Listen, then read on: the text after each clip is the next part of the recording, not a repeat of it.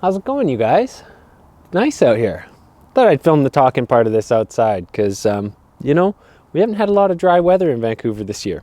Anyways, yeah, how did I fix these horribly broken drawers? So the first thing obviously was take apart the old drawer fronts and add a new strip at the front of those so that I had something to screw the new drawer fronts to. Now I chose to save some of the old cabinet doors and rip off an edge of that because it had a nice edge banded piece of melamine on there, so it would not look so out of place like this old piece of fascia I used a long time ago.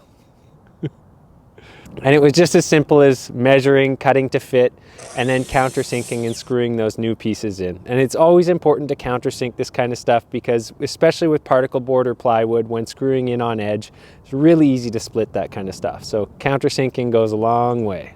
The next thing I did was I double checked to make sure all of the existing drawers lined up to simplify the measuring process. How much do these line up? Because that's going to determine how easy it is to install them. So thankfully, they're all bang on. Because all four of these edges line up perfectly, that means I can use the old measurements and just like do everything stock instead of have to do a different custom measurement for everyone. Probably, maybe. I decided to start on the bottom one. It was sort of the biggest, easiest one, and I decided to take the measurements from the old drawer front that was existing. I made my marks and I decided to put tape all around the edge to make it really easy to see when clamping and lining up the new drawer front, but that ended up being way overkill. Just the marks was enough. The next thing you need is a screw that is the right length. So as we can see, there's almost a 1/4 inch that this won't go through. This is a pan head screw. I think it's about from the square end of this to the tip is about 1.25 inches. So this is a good size to use. And again, countersinking and clamps is critical here because if you don't use them, you're not going to be able to get everything to have a nice tight fit. So next I did the top one, and I did this one off camera, and going from the bottom all the way to the top was actually a bit of a mistake. And that mistake will become a little more apparent at the end of the video. Okay, so we got this guy in. And now I've got this one clamped, doing the same method. I actually stopped using the tape. Don't know why I did that in the first place.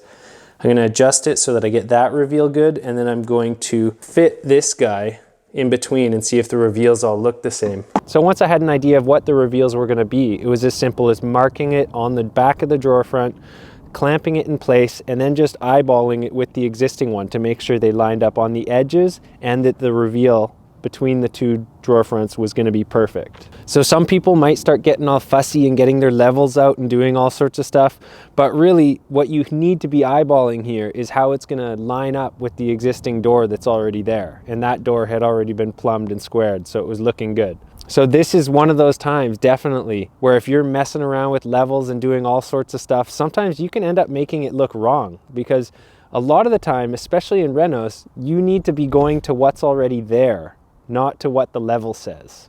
Once I had them all installed, I could see that the very top one was a little bit to the right of the other three.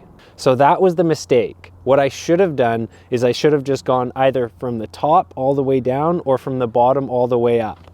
But because the top one and the bottom one were the two that were existing, that were still on there, I just kind of thought that if I went with what those were, then it was all going to work out in a line. But the fact is, if you want it all to be in a line, start from one side, either the top or the bottom, and go all the way up or down. And I did end up actually taking it off, reclamping and moving it, and then it still wound up like just 1 millimeter off.